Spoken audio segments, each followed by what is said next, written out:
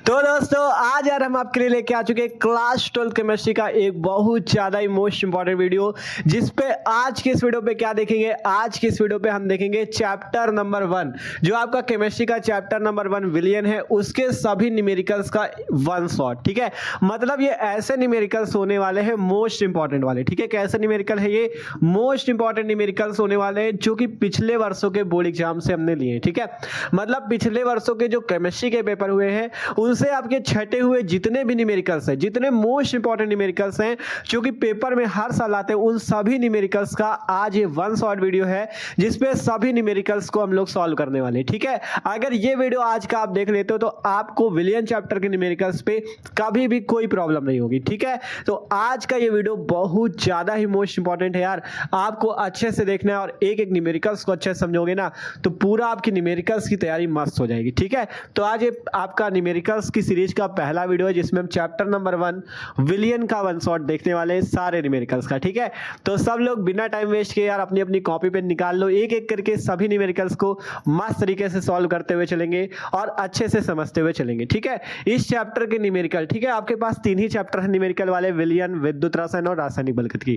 तीनों chapter most important है, तो एक एक चैप्टर को अच्छे से तैयार कर लोगे ना तो आपकी न्यूमेरिकल अच्छे हो जाएंगे। ठीक है, इसीलिए हम आपको आज विलियन चैप्टर के सभी महत्वपूर्ण न्यूमेरिकल, अगर पिछले वर्षों की न्यूमेरिकल लगा लोगे ना तो कोई भी प्रॉब्लम आपको नहीं होने वाली। ठीक है, तो आज के वीडियो तभी कह रहे हैं बहुत ज्यादा महत्वपूर्ण है, पूरा वीडियो आपको देखना लास्ट तक। जितने न्यूमेरिकल लगवाएंगे किसी भी न्यूमेरिकल को हल्के में ना लेना, क्योंकि ये छटे हुए न्यूमेरिकल्स है और पेपर में हर साल पूछे जाते हैं। ठीक है, तो अच्छे से एक एक न्यूमेरिकल्स को हम लोग सॉल्व करेंगे। ठीक है, तो बिना टाइम वेस्ट के हम लोग शुरू करते हैं, और जो लोग यार चैनल पे नए हो सब्सक्राइब कर लो, क्योंकि मस्त तरीके से आपकी तैयारी भी चल रही है। और यार एक अपने दोस्तों के साथ भी वीडियो को शेयर कर दिया करो जिससे उनकी तैयारी भी बेहतर हो सके। ठीक है, तो बिना टाइम वेस्ट किए अब शुरू किया जाए। सब लोग कॉपी पेन निकाल लो, हमारे साथ साथ सॉल्व करना, एकदम आसानी से आप एक एक न्यूमेरिकल्स को सीखते हुए चले को। ठीक है, तो शुरू करें। आप शुरू करते हैं हम लोग सभी मोस्ट इंपॉर्टेंट न्यूमेरिकल्स को। तो यार अब शुरू करते हैं कि करके सभी महत्वपूर्ण न्यूमेरिकल्स को। और एक चीज जान लो, इसमें आपको सारे न्यूमेरिकल्स मिलेंगे, चाहे वो मोलरता का हो, मोललता का हो, मोलंस का हो, द्रव्यमान प्रतिशत का हो, या आपके क्वथनांक में उन्नयन, हिमांक में उन्नमन, परासरण दाब, कोई भी न्यूमेरिकल, सारे न्यूमेरिकल्स को हमने इस वीडियो पे एकदम कंप्लीट कराना है। ठीक है, तो आपको बस तैयारी मतलब मस्त रखनी, क्योंकि यार जब साथ जुड़े रहोगे, आप लोग वीडियो को देखोगे तो हमें भी मजा आएगी और हम भी मस्त तरीके से आपको अच्छे से तैयारी करेंगे। ठीक है, तो सब लोग जुड़े रहना, मस्त तरीके से एक एक क्वेश्चन को सॉल्व करेंगे। ठीक है, तो सिंपल आप लोग कॉपी पेन निकाल चुके हो। अब पहला क्वेश्चन आपके यहाँ पे बोर्ड पे है, देख सकते हो, पढ़ो इसको।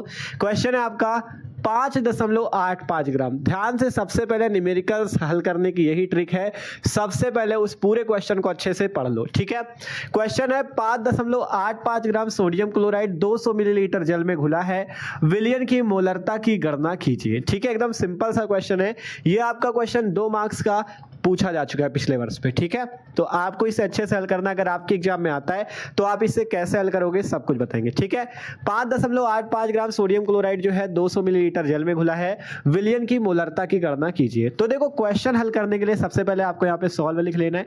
सॉल्व लिख सकते हो या हिंदी में हल लिख सकते हो। ठीक है, आप क्या करना है, जो जो आपको क्वेश्चन पे दिया हो, इस सवाल पे जो जो आपको दिया हो सबसे पहले वो पहचानो। ठीक है, ध्यान से समझते हैं। आपसे कहा गया 5.85 ग्राम सोडियम क्लोराइड, तो जो आपसे सबसे पहले कहा गया वो लिख लो। क्या कहा गया? 5.85 ग्राम क्या चीज है आपके पास? Sodium chloride. अब आपको सोडियम क्लोराइड का सूत्र भी पता होना चाहिए। सोडियम क्लोराइड का जो सूत्र होता है वो होता है NaCl, इसे बोलते हैं भैया सोडियम क्लोराइड। तो 5.85 ग्राम सोडियम क्लोराइड क्या है? 200 मिलीलीटर जल में घुला है। ठीक है, मतलब आपके पास क्या है, 5.85 ग्राम जो NaCl है उसको आपने क्या किया है, 200 मिलीलीटर जल में घोल दिया है। ठीक है, 200 मिलीलीटर जल में क्या किया है, घोल दिया है। मतलब यहाँ पे जो 200 मिलीलीटर दिया है ये क्या दिया है, आयतन दिया है। ठीक है, तो आयतन यहाँ पे दिया गया है 200 मिलीलीटर। ध्यान से समझना, आयतन कितना दिया गया है, 200 मिलीलीटर। यही चीज मेन पहचानना है, आयतन है 200 मिलीलीटर, 200 ml। ठीक है, 5.85 ग्राम सोडियम क्लोराइड मतलब NaCl 200 मिली जल में घुला है, इसलिए आपका जो आयतन हो गया, देखो जब मिलीलीटर या लीटर में दिया जाए, जब आपको मात्रक मिलीलीटर या लीटर में दिया जाए, आप तुरंत जान जाना वो क्या दिया गया है, आयतन दिया गया, ठीक है। और आयतन किसका होगा, विलियन का। किसका आयतन होगा, विलियन का आयतन होगा, ठीक है। ये आपको किसका आयतन दिया गया, विलियन का। ये चीज आपको समझना है, कोई भी मोलरता का सवाल आएगा ये चीज आपको समझना है, ठीक है। जब भी मोलरता निकालने को कहे आपसे, अगर मिलीलीटर या लीटर में दिया गया है तो आप तुरंत जान जाना ये क्या दिया गया है, ये आपको आयतन दिया गया है, ठीक है। फिर कहा गया निकालना क्या है, विलियन की मोलरता की गणना कीजिए। आपको यहाँ पे निकालना है विलियन की मोलरता। जो जो कहा गया हो भैया सबसे पहले उसको सिस्टमेटिक ढंग से लिख लो। इससे जानते क्या होता है, इससे जानते हो क्या होता है, इससे आपको मेन चीज ये होती है कि स्टेप वाइज के भी नंबर मिलते हैं, ठीक है। जैसे 2 नंबर का न्यूमेरिकल है, इस टाइप से आप लिखते हो, अगर मान लो आगे क्वेश्चन गलत भी हुआ तो आपको आधा नंबर एग्जामिनर दे देगा। इसलिए स्टेप से चलोगे तो अगर क्वेश्चन मान लो धोखे से गलत भी हो गया तब भी आपको नंबर आधे मिल जाएंगे। तो इसलिए स्टेप से आप चला करो। जैसे मेन सबसे पहले क्या करना है, जो जो क्वेश्चन पे दिया हो, जैसे 5.85 ग्राम NaCl दिया गया, लिख दिया। 200 मिली जल दिया गया, उसका मतलब 200 मिलीलीटर जल में घुला है, मतलब सोडियम क्लोराइड जो है जल में घुला है। तो क्या बना, जब मान लो सोडियम क्लोराइड को आपने जल में घोला तो उससे बना विलियन। तो विलियन का आयतन है 200 मिलीलीटर। अब आपसे पूछ रहा है विलियन की मोलरता। तो मोलरता निकालने के लिए क्या करना होगा, सबसे पहले हमें मोलरता का सूत्र पता होना चाहिए। तो सूत्र सबको, फॉर्मूले सबको तैयार कर लेने हैं। यहां से सूत्र लिखते हैं विलियन की मोलरता का। विलियन की मोलरता बराबर सूत्र क्या होता है, विलियन की मोलरता बराबर सूत्र होता है, विलियन की मोलरता को कैपिटल M से लिखते हैं। इसके बराबर सूत्र होता है विलेय के मोलों की संख्या। विलेय के, सब लोग जान लो, विलेय के मोलों की संख्या या विलेय के मोल बटे में विलियन का आयतन, विलियन का आयतन, ठीक है। ध्यान समझना, विलियन का आयतन, और यहाँ पे मिलीलीटर पे होता है और ऊपर 1000 का गुणा होता है। ये सबने पढ़ा है, विलियन का आयतन मिलीलीटर में, ऊपर 1000 का गुणा। और अगर आयतन अगर आप लीटर में रखते हो तो आपको 1000 का गुणा नहीं करना, ये सबको पता है ना, आपने पढ़ रखा है। तो सिंपल मोलरता हमें निकालनी है। तो मोलरता निकालने के लिए क्या चाहिए, विलेय के मोल। तो सबसे पहले हमें क्या निकालने होंगे, विलेय के मोल। तो विलेय के मोल का सबसे पहले हमें विलेय के मोल चाहिए, तो हम क्या यहाँ से निकालेंगे, विलेय के मोल। यहाँ से आपको लिख लेना विलेय के मोल बराबर, ठीक है। विलेय के मोल बराबर क्या सूत्र होता है वो पता होना चाहिए। विलेय के मोल का सूत्र होता है विलेय का भार, विलेय का भार बटा अणुभार। देखो सभी फॉर्मूले अगर तैयार है तो आसानी से भैया आप क्या कर सकते हो, न्यूमेरिकल कोई भी सवाल हल कर सकते हो। हमें क्या निकालना, विलेय के मोल। तो हमें क्या, विलेय के मोल का सूत्र पता है, विलेय का भार बटा विलेय का अणुभार। तो सिंपल विलेय के भार, विलेय अब यहाँ पे पहचानना होगा, विलेय कौन है, विलायक कौन है, विलियन कौन है। देखो यहाँ पे जो 5.85 ग्राम सोडियम क्लोराइड कहा गया, 200 मिलीलीटर आपको आयतन दिया गया, किसमें घुला है, जल में। जिसमें कोई चीज घुली होती, मान लो आपके पास जल है, H2O है आपके पास, उसमें आप अगर किसी चीज को घोलते हो तो जो चीज घोला जाता है उसे विलेय बोलते हैं, और जिसमें घोला जाता है उसे विलायक बोलते हैं। अगर जल में घुला है तो जल विलायक होगा और जिसको घोलोगे वो विलेय होगा। जैसे सोडियम क्लोराइड को जल में घोला गया तो सोडियम क्लोराइड विलेय है और जल विलायक है, ठीक है। ये चीज समझना है। तो यहां से आपको सोडियम क्लोराइड का भार पता है, सोडियम क्लोराइड ही विलेय होगा, तो इसका भार कितना है, 5.85। अब बात आती है इसका अणुभार। विलेय का ही अणुभार होता है, विलेय का भार बटा विलेय का अणुभार। अब बात आती है अणुभार। अणुभार कैसे निकले, तो देखो अणुभार के लिए आपको क्वेश्चन ने एक चीज यहां पे दिया है, Na का मान 23 है और क्लोरीन का 35.5। ये क्या दिया है, ये आपको अणुभार दिया गया है। सोडियम का 23 होता है, क्लोरीन का 35.5 होता है। तो अब हम सबसे पहले क्या करेंगे, अणुभार निकाल लेंगे NaCl का। तो यहां से लिखते हैं NaCl का अणुभार। क्या लिखते हैं, NaCl का अणुभार, ठीक है। सबसे पहले हम लोग NaCl का अणुभार निकालते हैं। NaCl का अणुभार निकालने के लिए आपको क्या करना होगा, कौन कौन है, Na और Cl। तो सबसे पहले Na का अणुभार प्लस Cl का अणुभार, तो आपका NaCl का अणुभार निकल आएगा, ठीक है।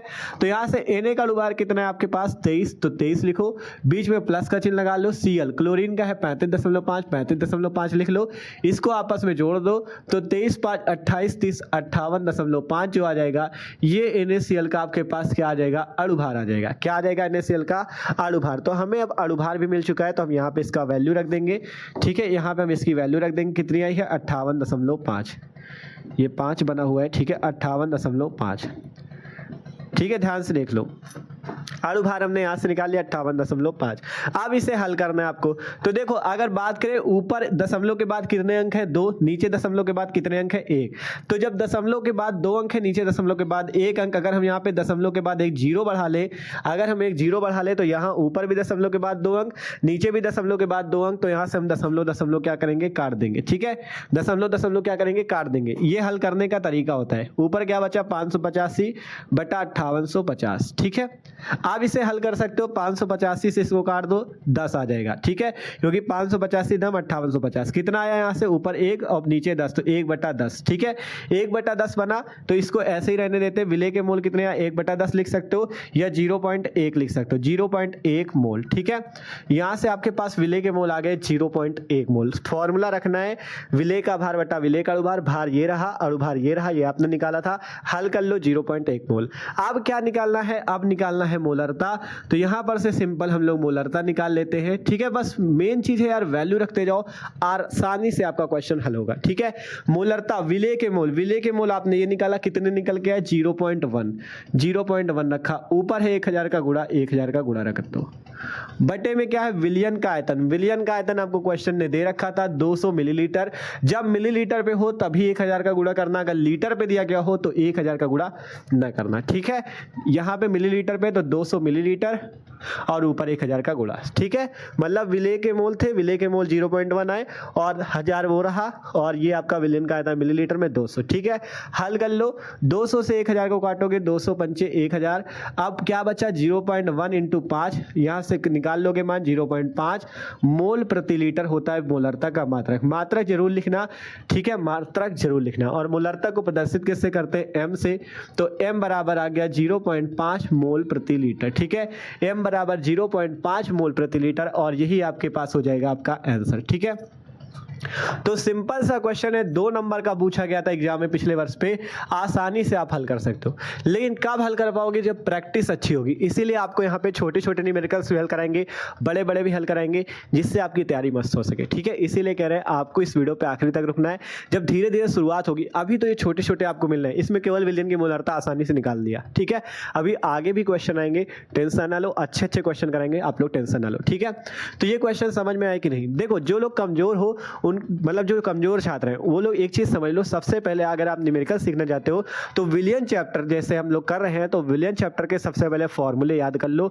जो इस चैप्टर के फॉर्मूले जैसे मोलरता का फॉर्मूला, मोललता का फॉर्मूला और आपका मोलंस का फॉर्मूला, द्रव्यमान प्रतिशत का, ये जितने फार्मूले हैं इनको तैयार कर लो, जिससे ये सवाल हल करने में आपको आसानी होगी। ठीक है, सिंपल। फिर इसके बाद क्या करना है, दूसरी ट्रिक ये है, पहला तो फॉर्मूला याद होना चाहिए, दूसरा क्वेश्चन पे जो दिया हो उसको नोट करो, फिर फॉर्मूला लगाओ, आसानी से आपके पास आंसर आ जाएगा। ठीक है, आशा करते पहला क्वेश्चन सबको समझ में आया, अच्छे से हमने हल कराने का प्रयास किया कि कमजोर से कमजोर बच्चा भी समझ जाए। ठीक है, पहला क्वेश्चन अच्छा क्वेश्चन था, इसको हल कर लिया तो सबको आ गया ना। आप चलते अगले क्वेश्चन की ओर, जितने क्वेश्चन यार सभी मस्त मस्त क्वेश्चन है, अच्छे से हल कर देंगे। ठीक है, तो इसको नोट कर लो। अब देखते हैं अगला क्वेश्चन। तो आप देखते भैया अगला नंबर क्वेश्चन। अगला क्वेश्चन भी बहुत अच्छा क्वेश्चन है, आप लोग देख सकते हो, खुद पढ़ो इसे और बताओ। ठीक है, क्वेश्चन आपके पास है, 1 विलियन में 40 ग्राम NaOH को 500 मिली जल में घोला गया है, इसकी मोलरता एवं नॉर्मलता की गणना कीजिए। ठीक है, 1 विलियन में 40 ग्राम NaOH को 500 मिलीलीटर जल में घोला गया है, फिर कहा गया इसकी मोलरता एवं नॉर्मलता की गणना कीजिए।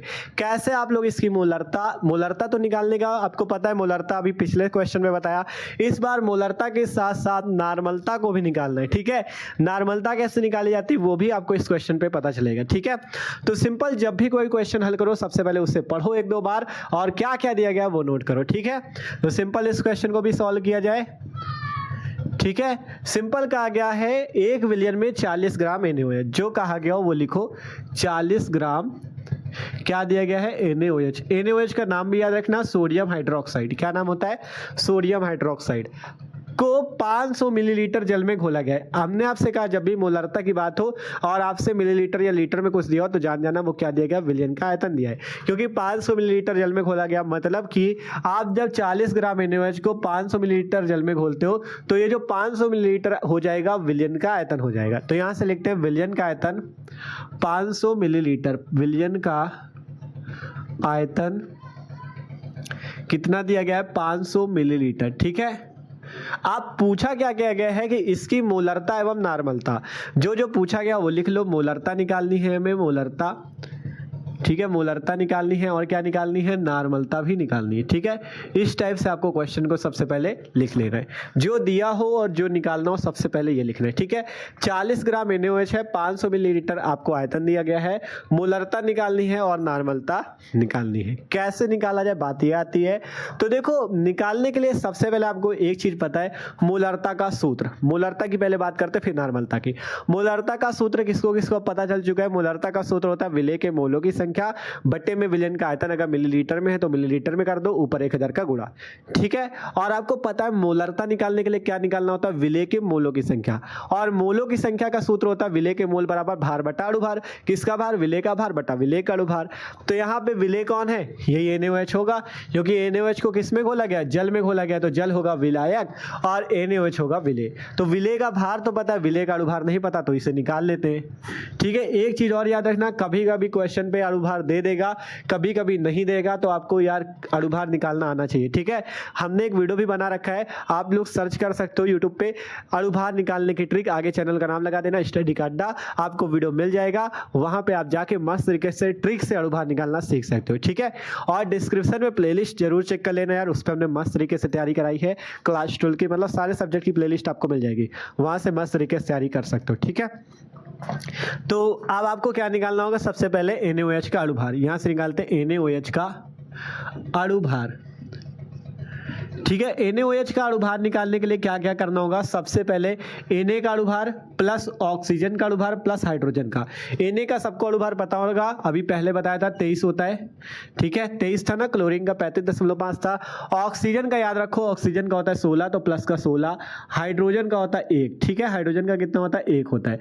अब अगर आप इसे जोड़ देते हो तो 23 16 मिला के 39 और 1 मिला के 40 आ जाता है NaOH का अणुभार। ठीक है, अणुभार मिल गया। अब हम लोग क्या निकाल लेंगे, विलेय के मोलों की संख्या। तो सबसे पहले यहां से लिखते हैं विलेय के मोलों की संख्या, विलेय के मोलों की संख्या या विलेय के मोल। ठीक है, विलेय के मोल का फॉर्मूला लगाओगे विलेय का भार। ठीक है, यहां से फॉर्मूला क्या लगाओगे, विलेय का भार बटा विलेय का अणुभार, विलेय का भार बटा विलेय का अणुभार। ये फॉर्मूला आपको लगा लेना, विलेय का भार बटा विलेय का अणुभार। ठीक है, जैसे ये फॉर्मूला लगाओगे मान रखो कि आंसर आपके सामने। ठीक है, विलेय का भार कितना दिया गया है, विलेय का भार है 40, ये देख सकते हो NaOH का भार 40 और अणुभार भी निकल के आया है 40।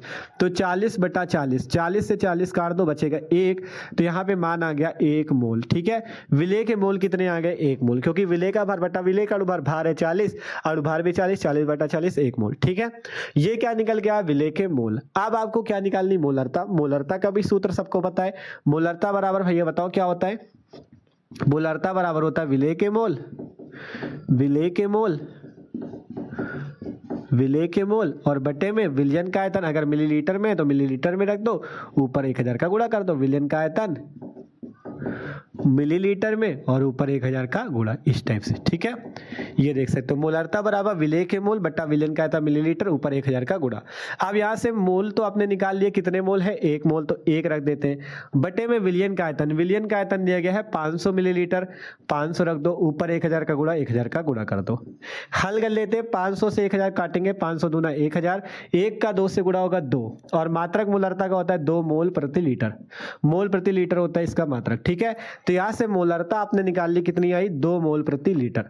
पहला आपका टॉपिक कंप्लीट, मतलब पहला आपका जो क्वेश्चन पूछा गया था, मोलरता निकालो, मोलरता निकाल आई है। अब बचा क्या, नार्मलता। ठीक है, मोलरता तो सबने पिछले क्वेश्चन पे निकालना सीख ही लिया था। ठीक है, मोलरता आसानी से निकल आई। अब बात आती नार्मलता कैसे निकाली जाए। तो नार्मलता का भी सूत्र ध्यान लो, नार्मलता का सूत्र क्या होता है, नार्मलता को प्रदर्शित करते हैं N से, कैपिटल N से। ठीक है, और इंग्लिश पे इसे बोलते हैं नॉर्मलिटी। मोलरता को बोलते हैं मोलरिटी और नॉर्मलता को बोलते हैं नॉर्मलिटी। ठीक है, इसका सूत्र क्या होता है, इसका सूत्र होता है विलेय के तुल्यांकों की संख्या, विलेय के तुल्यांकों की संख्या, तुल्यांकों की संख्या गुणा 1000 बटे में विलयन का आयतन लीटर में, विलयन का आयतन सॉरी मिलीलीटर, विलियन का आता है मिलीलीटर, क्योंकि जब मिलीलीटर में आयतन रखते तब ऊपर 1000 का गुणा होता है। ठीक है, बस नॉर्मलता और मोलरता में फर्क ये है कि इसमें जो मोलरता होती है इसमें विलेय के मोलों की संख्या होती है, लेकिन नॉर्मलता में विलेय के तुल्यांकों की संख्या होती है। ठीक है, आप लोग डिफरेंस देख सकते हो, नॉर्मलता विलेय के तुल्यांकों की संख्या, मोलरता में विलेय के मोलों की संख्या। तो सबसे पहले यहाँ पे हमें क्या निकालना होगा, विलेय के तुल्यांकों की संख्या। जैसे इसमें मोलों की संख्या निकालते थे, इसमें निकालना होगा तुल्यांकों की संख्या। तो यहाँ से बात करें तुल्यांकों की संख्या, तुल्यांकों की संख्या, तुल्यांकों की संख्या का आपको सूत्र पता होना चाहिए। तुल्यांकों की संख्या का सूत्र क्या होता है, विलेय का तुल्यांकी भार, सॉरी विलेय का भार बटा तुल्यांकी भार। ठीक है, सॉरी सूत्र होता है विलेय का भार बटा तुल्यांकी भार। ठीक है, विलेय का भार बटा तुल्यांकी भार, ये सूत्र होता है नॉर्मलता का। ठीक है, विलेय का भार बटा तुल्यांकी भार। अब बात आती है विलेय का भार, तो सबको पता ये है आपका 40 ग्राम, तुल्यांकी भार तो नहीं पता, तुल्यांकी भार निकालना होगा। तो यहाँ पे देखो विलेय का भार का सबसे पहले मान रखो कितना है, 40 रख दो। तुल्यांकी भार का सूत्र होता है अणु भार बटा संयोजकता, सूत्र होता है अणु भार बटा संयोजकता। ठीक है, यहाँ पे अणु भार बटा संयोजकता इसका सूत्र होता है। ठीक है, अणु भार बटा संयोजकता। अब बात करें अणु भार निकालना, अणु भार आपको पता है NaOH का कितना है 40, तो यहाँ पे 40 रखेंगे, बटे में अणु भार आएगा 40। बात आएगी संयोजकता की। ठीक है, संयोजकता की बात आएगी, NaOH आपके पास Na में भी प्लस एक आयन है, OH में भी एक आयन है। ठीक है, जब दोनों में एक ही एक आयन हो तो आपको क्या कर देना, उसकी संयोजकता रख देनी 1। ठीक है, इस टाइप से देख सकते हो, NaOH में Na प्लस OH माइनस है, एक ही एक आयन है, इसमें प्लस एक आयन, इसमें माइनस एक आयन, तो इसकी संयोजकता 1। ठीक है, तुल्यांकी भार निकालना आपको बता रहे कैसे निकाला जाता है, देख सकते हो। सबसे पहले हमने यहाँ पे तुल्यांकी भार का सूत्र रख दिया, अणु भार बटा संयोजकता, अणु भार 40 है, ये देख सकते हो निकाला था, संयोजकता 1। यहाँ पे इसे हल करोगे तो इसमें भी आपका क्या आएगा, देखो आगे हल कर लेते इधर साइड। 40 बटा 40 बटा 1 है, तो 1 से तो कोई मतलब नहीं, 40 बटा 40 बचा, 40 से 40 कट गया 1, तो 1 आ गया, 1 तुल्यांक आपका आ गया, तुल्यांकों की संख्या।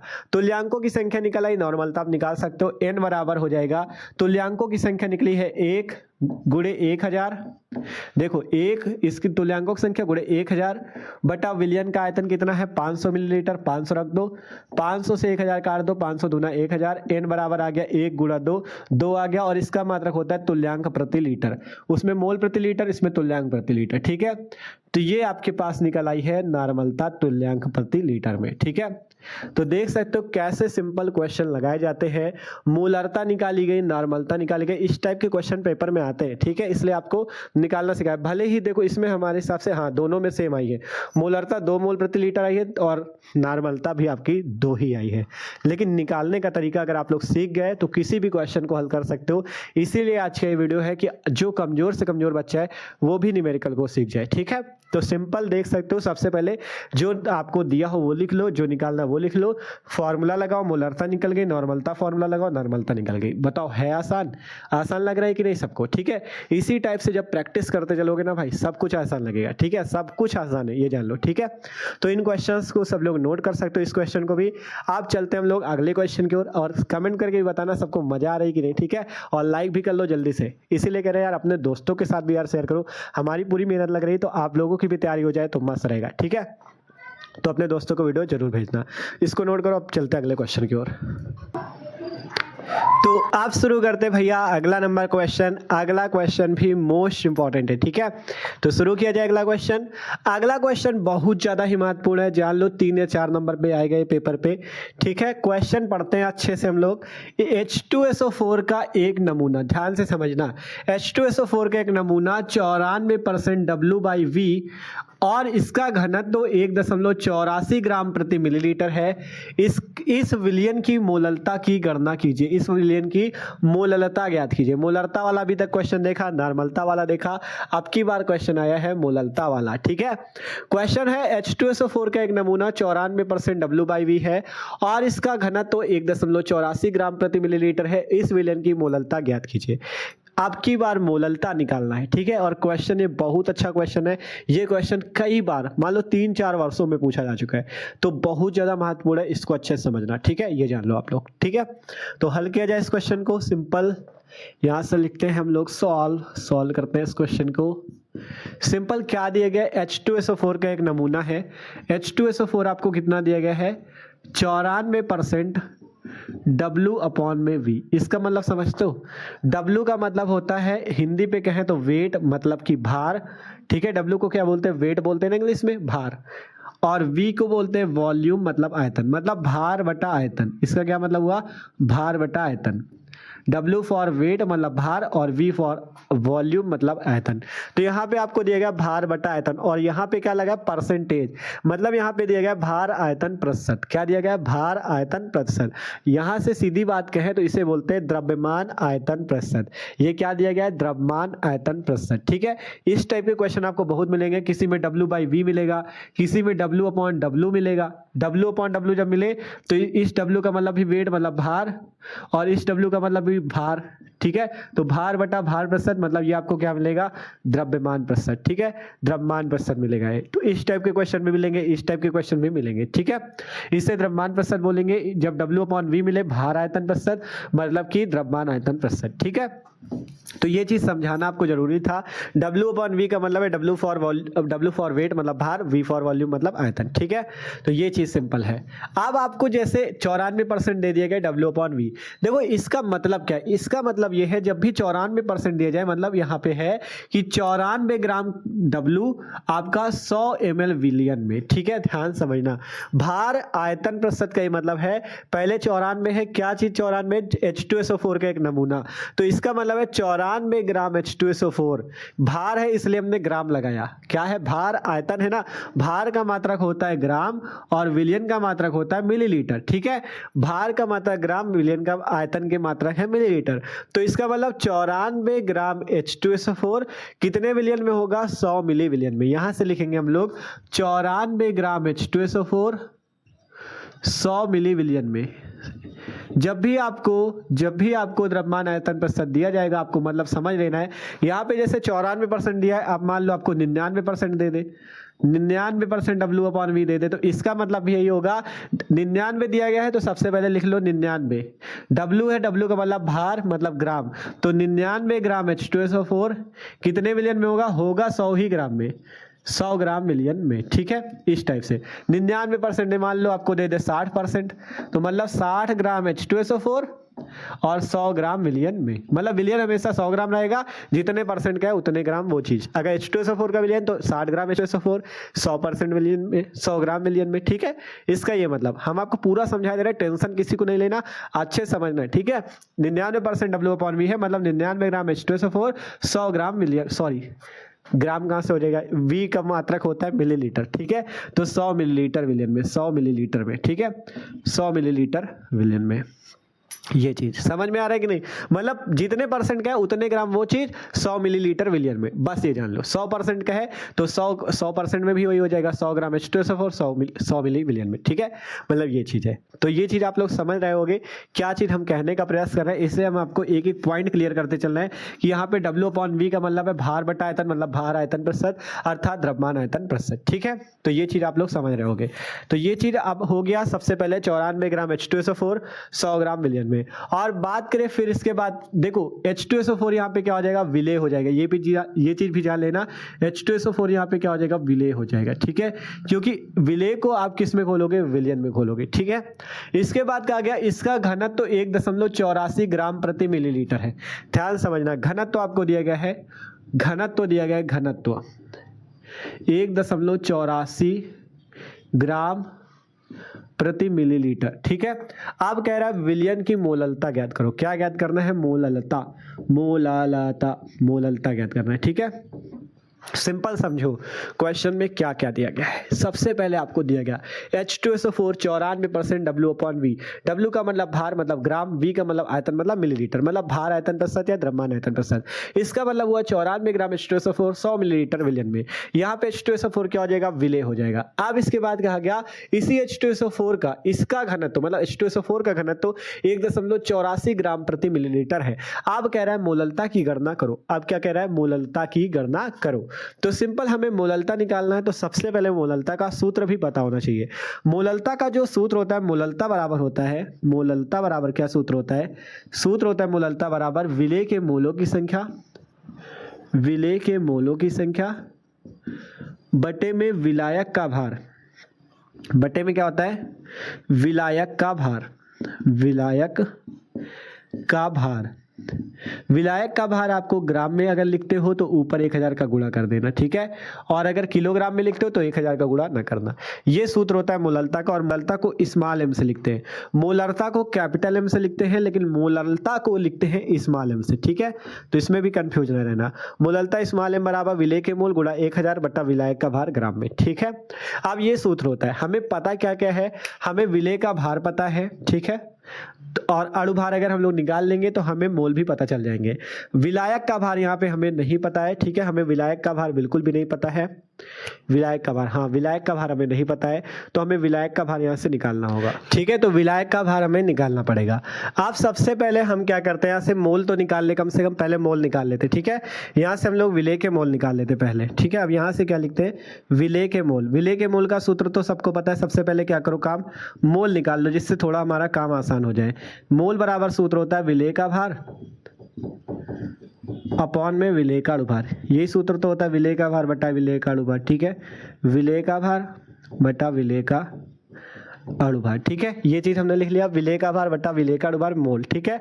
अब बात आती है विलेय का भार कितना है, ये रहा 94 ग्राम H2SO4, मतलब भार आपके पास है 94, बटे में बचता क्या, विलेय का अणुभार। अब बात आती है विलेय का अणुभार कहाँ से है, हमें विलेय है हमारे पास H2SO4, तो हमें क्या निकालना होगा, H2SO4 का अणुभार। तो हम यहाँ पे आपका H2SO4 का क्या निकाल लेते हैं, अणुभार निकाल लेते हैं।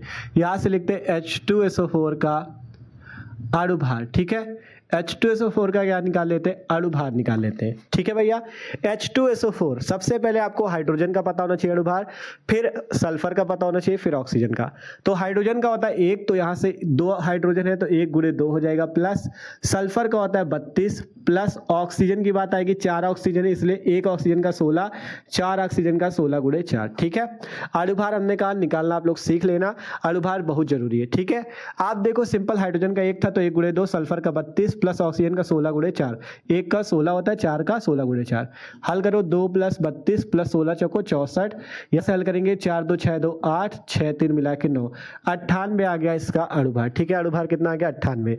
तो यहाँ से 94 बटा में 98 आ जाएगा, ठीक है।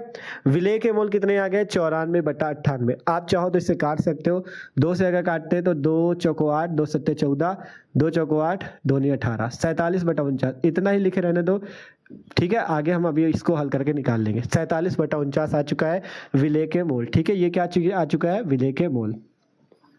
अब इस क्वेश्चन को आपको देखो, मोल आपने निकाल लिए, मोल की जरूरत थी, मोल निकल आया, लेकिन अभी बचा विलायक का भार। अब बात आती है विलायक का भार कहाँ से निकले, ठीक है। तो विलायक का भार निकालने के लिए आपको इस नमूने का घनत्व दिया गया है, इस नमूने का लिखते हैं नमूने का घनत्व। इस घनत्व का भी कोई यूज होगा, ये घनत्व आपको दिया गया है तो इसका भी कोई यूज जरूर होगा, 1.84 ग्राम प्रति मिलीलीटर, ठीक है। अगर कोई चीज क्वेश्चन पे दी जाती है तो उसका जरूर से कुछ ना कुछ उपयोग है। ये आपको दिया गया है घनत्व, तो जरूर से जरूर इसका कुछ उपयोग है, ठीक है। तो घनत्व दिया गया है, क्या कहा गया था, इसी नमूने का घनत्व, इसका घनत्व मतलब नमूने का घनत्व, ठीक है। तो नमूने का घनत्व 1.84 ग्राम प्रति मिलीलीटर या 1.84 ग्राम प्रति मिलीलीटर। अब घनत्व का भी एक सूत्र होता है, नमूने का घनत्व, घनत्व का सूत्र होता है द्रव्यमान बटा में आयतन, द्रव्यमान बटा में आयतन, ठीक है। द्रव्यमान बटा आयतन बराबर 1.84। ध्यान से समझो, घनत्व बराबर सूत्र होता है द्रव्यमान बटा आयतन। द्रव्यमान को भार बोलते हैं, भार बटा आयतन या द्रव्यमान बटा आयतन। और ये द्रव्यमान किसका हो जाएगा, नमूने का द्रव्यमान बटा नमूने का आयतन। आयतन आपको यहाँ पे ये दिया गया है 100 मिलीलीटर विलियन, ठीक है, 100 मिलीलीटर विलियन में, ठीक है, आयतन दिया गया है। द्रव्यमान यहाँ से हम लोग नमूने का निकाल लेंगे, तो यहाँ से इसे नमूने का द्रव्यमान लिख सकते हो या नमूने का भार लिख सकते हो, नमूने का भार, ठीक है, नमूने का भार। यहाँ से हम लोग भार निकाल लेंगे। तो देखो फॉर्मूला समझ गए थे ना घनत्व का, द्रव्यमान बटा आयतन, द्रव्यमान बटा आयतन या भार बटा आयतन, ठीक है। नमूने का भार हम यहाँ से निकालेंगे, तो नमूने का भार अपॉन में यहाँ से या देखो इस आयतन को उधर गुणा कर दो तो 1.84 गुणा आयतन, ठीक है। आयतन किसका है, विलियन वाला, ठीक है, गुणा आयतन। यहाँ से आप लोग चाहो तो डायरेक्ट आयतन की वैल्यू भी रख सकते हो, देखो ज़्यादा जगह है नहीं तो हम यहाँ पे आयतन की डायरेक्ट वैल्यू भी रख देंगे। आयतन नीचे भाग में था इसलिए उधर गुणा पे गया है, ठीक है। आयतन है 100 तो 100 रख देंगे।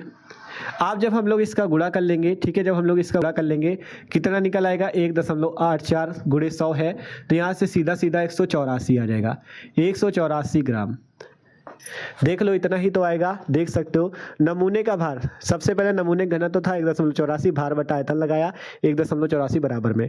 भार हमें निकालना है तो भार यहाँ आया, आयतन का उधर गुणा हो गया क्योंकि इधर भाग में था उधर जाएगा गुणे पे, तो 1.84 गुणा आयतन। आयतन कितना है, आयतन आपका ये रहा 100, तो 1.84 गुणा 100 184 ग्राम पूरा, ठीक है। तो नमूने का भार आ गया 184 ग्राम। अब हमें चाहिए क्या, वास्तव में हमें चाहिए विलायक का भार। तो विलायक का भार जो हो जाएगा, विलायक का भार हो जाएगा, विलायक का भार बराबर जो सूत्र आ जाएगा, विलायक का भार बराबर वो कितना आ जाएगा, विलायक का भार देखो नमूने का भार 184 ग्राम और बनाया किसका नमूना गया, H2SO4 का एक नमूना बनाया गया 94%। तो यहाँ से आपको क्या मिला, H2SO4 का भार कितना मिल गया, ठीक है, मतलब H2SO4 के नमूने का भार कितना मिल गया 184। तो यहाँ से इसकी जगह हो जाएगा नमूने का भार माइनस किसका भार, इस विलेय का भार, H2SO4 का भार माइनस किसका भार हो जाएगा, विलेय का भार, ठीक है। तो आप विलायक का भार निकाल सकते हो। देखो ध्यान से समझो, अगर आपको विलायक, इस विलायक का भार चाहिए तो विलायक का भार निकालने के लिए देखो नमूना आपके पास है, H2SO4 का नमूना था तो H2SO4 तो यहाँ से पता चला 94 ग्राम H2SO4 100 मिली बिलियन में। लेकिन जो H2SO4 का नमूना उसका भार नहीं पता तो उसके लिए नमूने का आपको घनत्व दे दिया था क्वेश्चन ने, घनत्व से आपने नमूने का भार निकाला 184 ग्राम। अब यहाँ से विलायक का भार निकालना है तो विलायक का भार बराबर नमूने का भार माइनस विलेय का भार। नमूने का भार कितना है आपके पास, नमूने का है 184 माइनस विलेय, विलेय का भार आपके पास है ये 94, ठीक है, 94 ना, 94 रख दो। तो यहाँ से 184 से 94 अगर आप घटाते हो तो 90 90 180 4 84 90 ग्राम, 90 ग्राम आपके पास क्या आ जाएगा, विलायक का भार। विलायक का भार निकल गया आया 90 ग्राम। अब विलायक का भार निकल गया, सिंपल मोललता निकाल लेते हैं। मोललता m बराबर हो जाएगा सूत्र, मोललता m बराबर मोललता m बराबर क्या सूत्र था, विलेय के मोल। विलेय के मोल आपके पास थे ये 47/49 हमने निकाल लिया था, ज़्यादा हल नहीं किया था दशमलव में, 47/49 निकाल लिया था। 47/49 ये क्या निकला था, विलेय का मोल, ये रहा विलेय का मोल। ऊपर 1000 का गुणा है तो 1000 का गुणा कर लो, अपॉन में क्या है, विलायक का भार। विलायक का भार कितना निकाल लिया, 90 रख दो यहाँ पे। देख लो ध्यान से, किसी को दिक्कत नहीं होनी चाहिए, सबको समझ में आना चाहिए, ठीक है। मोललता m बराबर था विलेय के मोल। विलेय के मोल कहाँ निकाले, ये 47/49 रख दिया, गुणा 1000 बटे विलायक का भार कितना निकाल लिया, 90 रख दिया।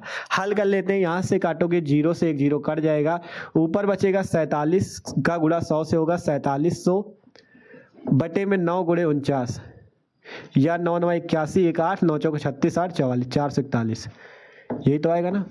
कर लेते गुणा, 9 9 81 1 8 बचा, 9 चौक 36 8 44 441। आप कुछ नहीं करना, 441 का भाग दे देना 4700 पे। 441 का आप कुछ नहीं करना, आप क्या करना है, आपको इस 441 का भाग दे देना है 4700 पे। आप लोग भाग देख के चेक कर लेना, आप लोग इसका जब भाग दोगे तो आंसर हम आपको यहाँ पे डायरेक्ट बता दे रहे हैं। आंसर जो आपका आएगा वो आएगा 10.65। जब इसका भाग देना तो आपको आंसर मिलेगा 10.65 और मात्रक होता है इसका मोल प्रति किलोग्राम, ठीक है, मात्रक होता है मोल प्रति किलोग्राम, ठीक है, मोल प्रति किलोग्राम। और यही आपके पास क्या हो जाएगा, आंसर हो जाएगा, यही आपके पास क्या हो जाएगा, आंसर हो जाएगा। तो देख सकते हो मोललता कैसे आपके पास निकली है। आप लोग क्वेश्चन देखो, बहुत ही अच्छा क्वेश्चन था, इसे मोस्ट इंपॉर्टेंट पे डाल लेना, बहुत ही मोस्ट इंपॉर्टेंट क्वेश्चन है ये, ठीक है, मोललता वाला सिंपल था। H2SO4 का एक नमूना 94% W/V था, तो सबसे पहले यही लिखा गया। पूरा क्वेश्चन फिर समझ लो, तो इसका मतलब हुआ 94 ग्राम H2SO4 100 मिली बिलियन में।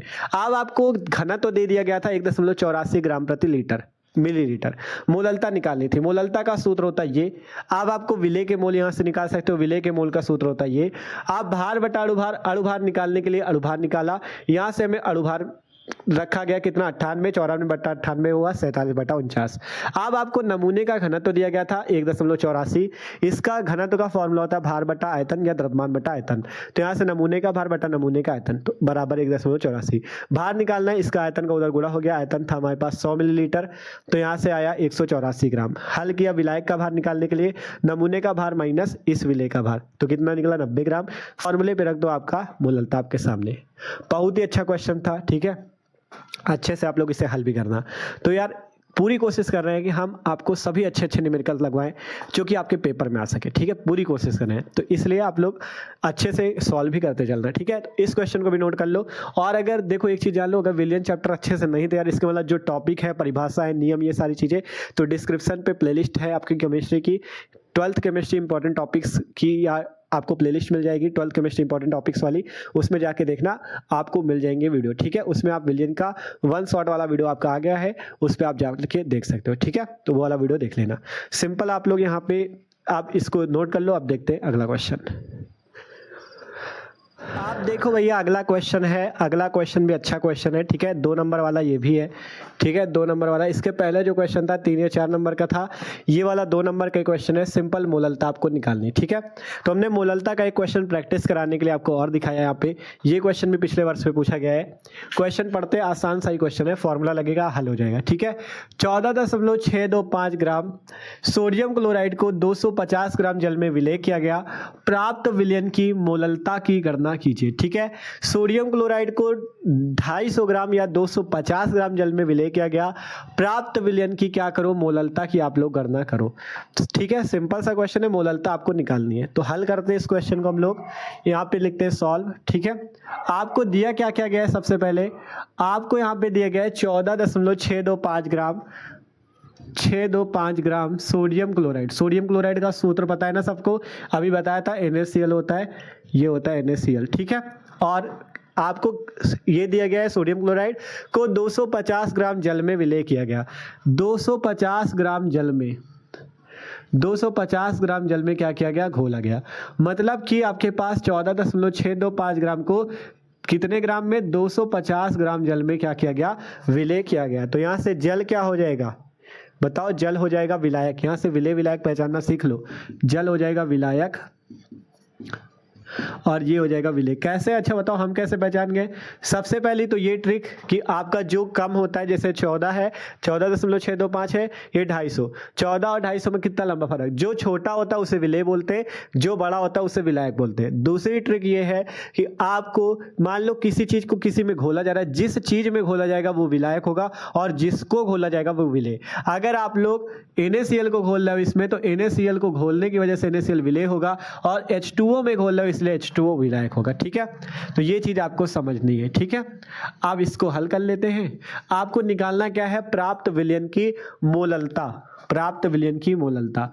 आप बताओ सब लोग निकाल लोगे कि नहीं, सब लोग निकाल लोगे कि नहीं। सबसे पहले आपको क्या करना है, मोललता का यहाँ से सूत्र लगाना है, मोललता बराबर भैया मोललता का सूत्र लगा दो, विलय के मोल, विलय के मोल, ठीक है, विलय के मोल बटे में क्या हो जाएगा, विलायक का भार, विलायक का भार। विलायक का भार किस में हो जाएगा, विलायक का भार हो जाएगा ग्राम में और ऊपर 1000 का गुणा। अगर किलोग्राम में लिखते हो तो 1000 का गुणा नहीं करना, ठीक है। और किलोग्राम में कब लिखना है, जब यहाँ पे किलोग्राम में दिया हो, ठीक है। तो सिंपल मोललता को स्मॉल m से लिखते हैं, स्मॉल m इक्वल टू विलय के मोल। आप विलय के मोल फंस गया यार, विलय के मोल निकाल लो, विलय के मोल निकालना है। विलय के मोल का सूत्र बताओ, विलय के मोल का सूत्र बताओ। विलय के मोल का सूत्र होता है विलय का भार अपॉन में विलय का अणुभार, ठीक है भैया। विलय का भार आप लोगों को पता है कितना दिया गया है, 14.625, तो यहाँ से लिख देते 14.625 बटा अणुभार। अणुभार नहीं पता, निकाल लो जल्दी से।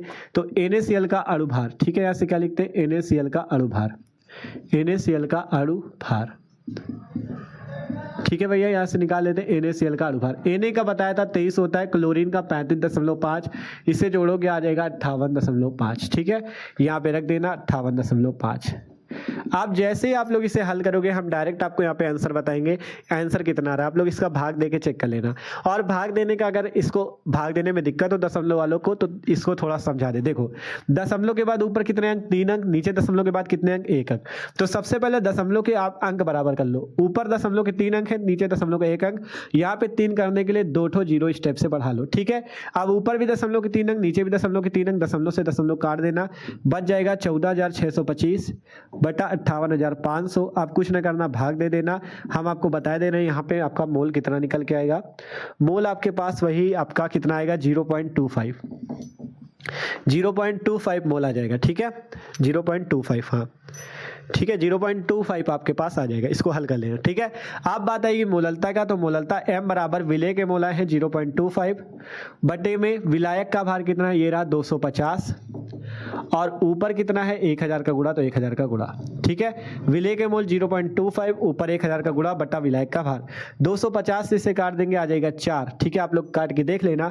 m बराबर यहाँ से कितना आएगा, m बराबर आगे इधर हल कर रहे हैं, 4 का गुणा करो, 4 पंचा 20, 0 2 बचा, 4 दूना 8, 2 10, 0 1 बचा, और यहाँ पे 1 बचने की वजह से, ठीक है, हाँ 4 पंचा 20, 0 2, 4 दूना 8, 2 10, 0 1 1 यहाँ पे आ जाएगा 1.00, मतलब 1.00 अर्थात m बराबर सीधा सीधा 1। और मोललता का मात्रक अभी बताया था, मोल प्रति किलोग्राम। मात्रक जरूर लिखना, ठीक है। मात्रक के भी नंबर कट जाते हैं अगर मात्रक आप लोग नहीं लिखते हो, ठीक है। आपका आधा एक नंबर कट जाएगा, इसलिए मात्रक जरूर लिखना, मोल प्रति किलोग्राम आंसर, ठीक है। तो सिंपल सा क्वेश्चन था, बस फॉर्मूला रखा आपने, हल कर लिया। तो ये हो गया मोललता का एक क्वेश्चन। अच्छा क्वेश्चन था, इंपॉर्टेंट क्वेश्चन था, ठीक है। आशा करते हैं ये क्वेश्चन भी समझ में आया। सिंपल फॉर्मूला रखना था, आंसर आपके सामने। तो इसको भी नोट कर लो जल्दी से। आप चलते भैया अगले नंबर क्वेश्चन की ओर। आशा करते हैं यार आप लोगों को क्वेश्चन हल करने में मजा भी आ रही होगी, पूरी कोशिश कर रहे हैं, ठीक है। तो नोट करो जल्दी से इसे। देखते भैया अगला क्वेश्चन। अगला क्वेश्चन आपका मोल प्रभाज वाला है या मोल अंश वाला है, ठीक है। ये क्वेश्चन भी बहुत ज्यादा एग्जाम में पूछा जाता है, तो बहुत ही महत्वपूर्ण क्वेश्चन है, ठीक है। 72 ग्राम जल, क्वेश्चन पढ़ना, 72 ग्राम जल और 92 ग्राम एथिल अल्कोहल के मिश्रण में दोनों का मोल प्रभाज ज्ञात कीजिए। क्वेश्चन एकदम सिंपल है, बस आपको इसे हल करने का तरीका आना चाहिए, ठीक है। क्वेश्चन है 72 ग्राम जल और 92 ग्राम एथिल अल्कोहल के मिश्रण में आपको क्या करना है, दोनों मतलब एथिल अल्कोहल और जल का मोल प्रभाज ज्ञात करना है। मोल प्रभाज को हम लोग मोल अंश भी बोलते हैं, मोल अंश कहा जाए या मोल प्रभाज एक ही बात है, ठीक है। तो सबसे पहले जो दिया उसे नोट करो। आपको दिया है यहाँ पे 72 ग्राम जल, सॉल्व करते इसे। 72 ग्राम 72 ग्राम जल, जल का सूत्र सबको पता है ना, क्या होता है, H2O। H2O को बोलते हैं जल। और उसके बाद क्या दिया गया है, 92 ग्राम एथिल अल्कोहल C2H5OH।